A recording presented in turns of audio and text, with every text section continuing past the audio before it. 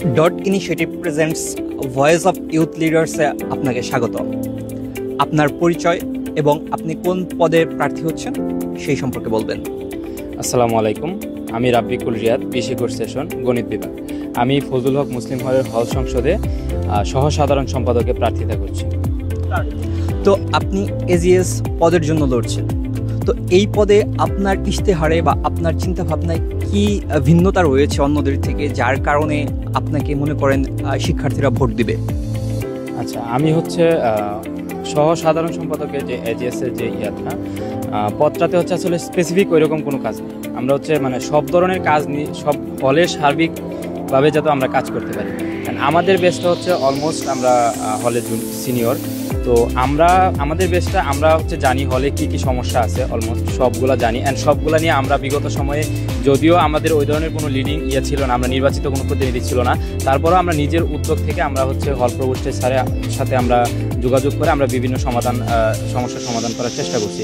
এবং এরকম অনেক সমস্যা রয়ে গেছে যেগুলো এখনও পর্যন্ত আমরা সমাধান করতে পারি নাই। তো এগুলা নিয়ে হচ্ছে আমরা সার্বিকভাবে কাজ করতে চাচ্ছি। তো আপনি বলতেছিলেন আপনারা অনেক কিছু করেছেন বা করার চেষ্টা করেছেন বা করতে পারেননি। এই ক্ষেত্রে আপনি কি ভিন্নতা অন্যান্য এজিএস পদপ্রার্থী থেকে, আপনি কি ভিন্ন কাজ, যদি আপনি কাজের নাম বলেন যে এই কাজটা আপনি করতে চান বা এই দিকে আপনি উদ্যোগী হতে চান?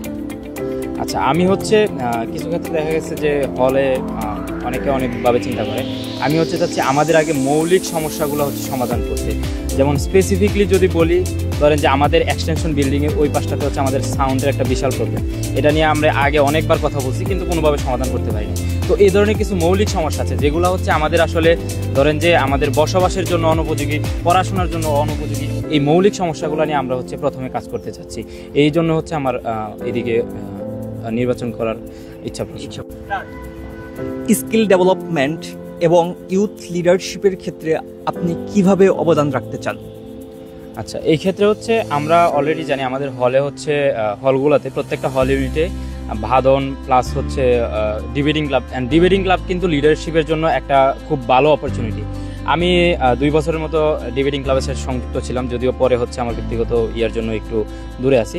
তো এই ধরনের যে কাজগুলো, এগুলোতে হচ্ছে আমরা ডিবেটিং ক্লাবে আরও ভালোভাবে কীভাবে কাজ করা যায়, জুনিয়রদের কীভাবে সংযুক্ত করা যায়। কারণ নতুন যে জুনিয়রগুলো আসে তারা কিন্তু আসলে গুরুত্বগুলো বুঝে না বা অনেক সময় কানেক্টেড হইতে পারে না। তো তাদের কিভাবে কানেক্ট করা যায়, তাদের কীভাবে ইন্টারেস্টিং করা যায়, সো এই জিনিসগুলো নিয়ে হচ্ছে আমরা কাজ করে যাচ্ছি। বা এই ধরনের আরও কোনো ধরনের স্পেসিফিক উদ্যোগ নেওয়া যায় কিনা কোনো অকেশন উপলক্ষে, সো এইগুলো নিয়ে হচ্ছে আমরা কাজ করতে পারি। প্লাস বাদনে হচ্ছে ধরেন যে যদিও এটা স্বেচ্ছাসেবী সংগঠন, কিন্তু এখানে হচ্ছে লিডারশিপের একটা ব্যাপার থাকে যে পুরো একটা সংগঠনকে কত গুছায়া চালানো যায়, এটার একটা ভালো উদাহরণ হচ্ছে বাদন।